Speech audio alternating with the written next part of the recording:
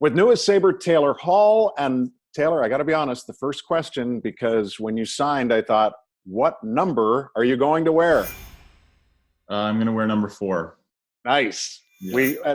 I'm not going to say we were wagering behind the scenes, but had I done that, that would have been where the smart money should have gone. Yeah. Give us a sense of why 4 and what the numbers have meant to you over the course of your career.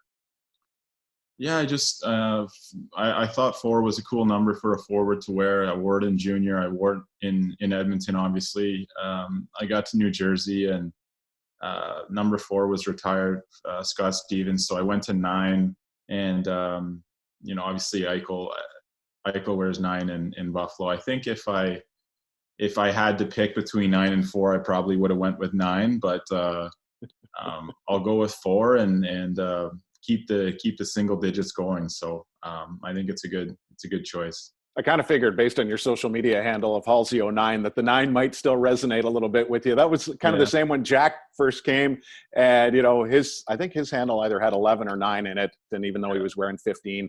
Was there anything that you learned from your dad and his playing days, and did he have a favorite number? He played in the Canadian Football League, of course, and all these years, I know you were asked a lot of this stuff when you came into the league, but here you are a decade later, and I'm just wondering what kind of stuff you learned from your dad then still resonates or resonates more with you now.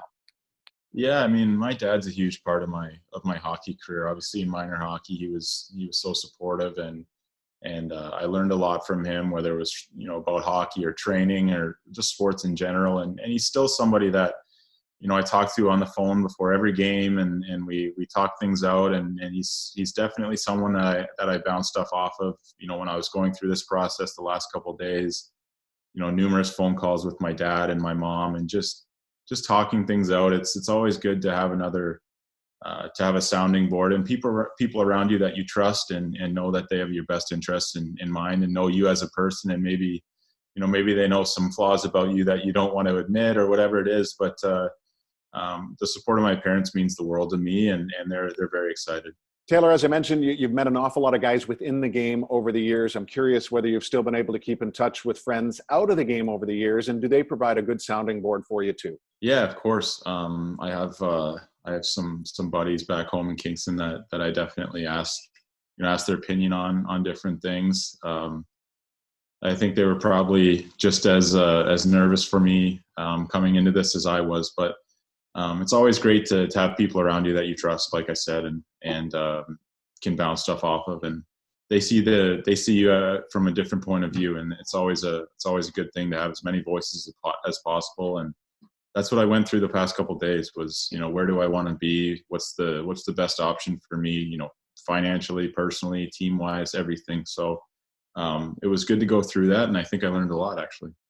Social media can, provide everyone a different perspective of someone too. And I was also thinking that as you were entering into the league is kind of when everything started exploding from a social media, multiple platforms kind of standpoint. How do you like to utilize social media? How often do you find yourself engaged in it? And do you welcome moments like this when you get an awful lot of Twitter love and things like that for signing in a place like Buffalo?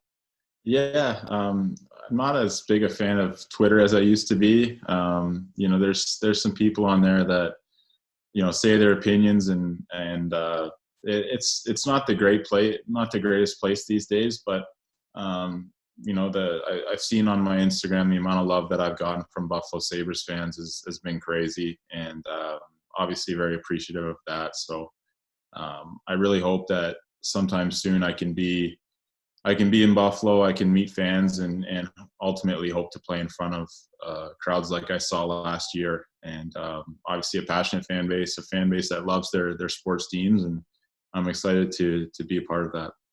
I think something that was really impressive, not only in what you've posted in the months since the NHL had originally hit pause, but just because of everything that's gone on in the world, but in your media call, you referenced the world a few times. And I think that's the perspective that a lot of us need to often think of more.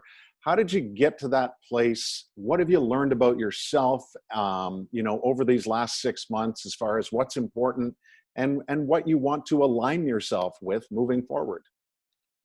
Yeah, it's been a crazy time in the world, and I think what you take from it is I'm pretty lucky to be able to play a game for a living, and whatever happened in free agency, I was going to be content with knowing that I had a team to play for next year, and obviously a solid salary to take home. There's a lot of people right now that are fighting for their jobs, and a lot of unfortunate things happening. So I think you got to be positive about it. I think at a certain point here, everything's going to go back to normal, and we can go to sports events and things like that. And really, I'm positive that that's going to happen, sooner than people think. So. Are you someone that misses concerts as well? I happen to notice a little bit of you on social with Max from the Arkells. So my guess is you've got a good relationship there.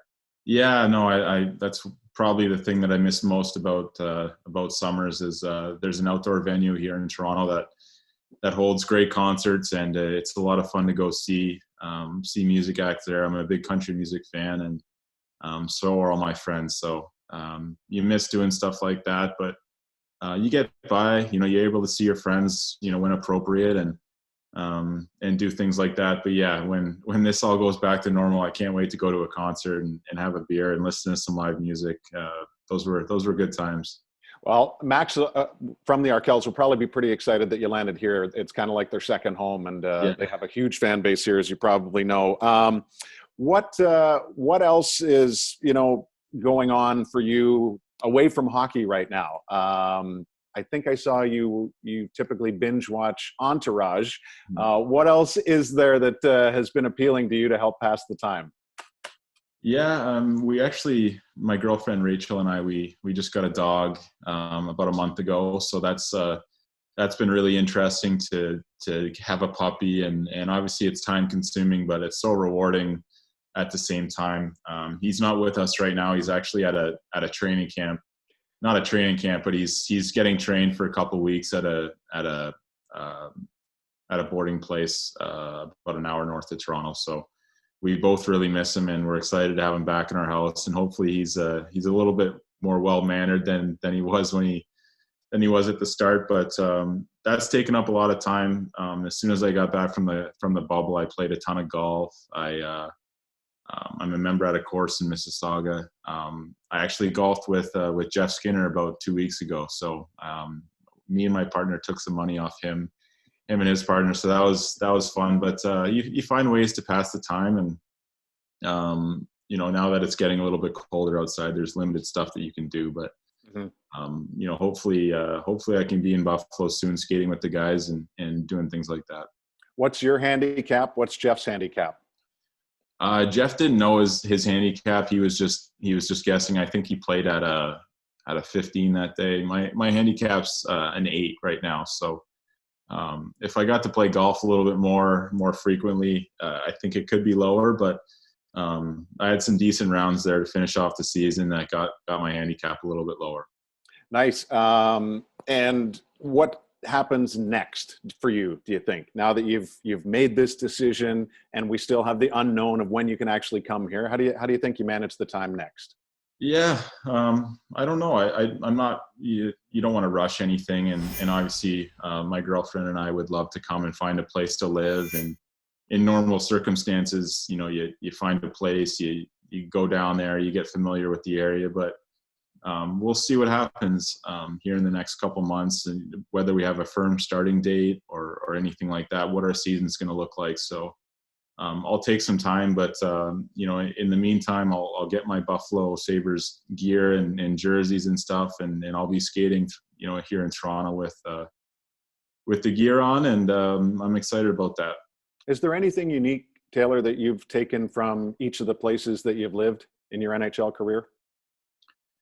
Yeah, I've lived. I think I've lived in some pretty unique spots. Obviously Edmonton is a crazy hockey market, and the weather's cold, and they're passionate about their team. It's pretty similar to Buffalo. I know some Canadian cities have a stigma attached to them that they're boring and stuff like that. I never found that. I love playing in Edmonton, and I say that to this day. From there, I went to to New Jersey, I basically lived in Manhattan. I lived in Hoboken, and I was over in Manhattan all the time. So, living in New York City was pretty cool in that area. I was over there all the time. My girlfriend and I loved it too.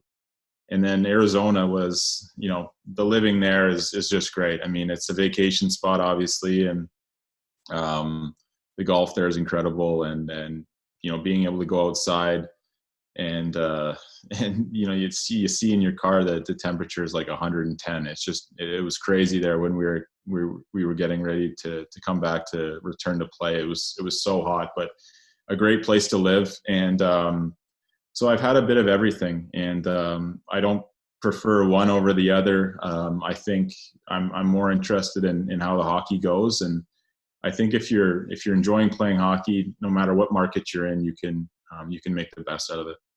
Well, you've landed in a great one. Taylor, thanks so much for the time. Thank you.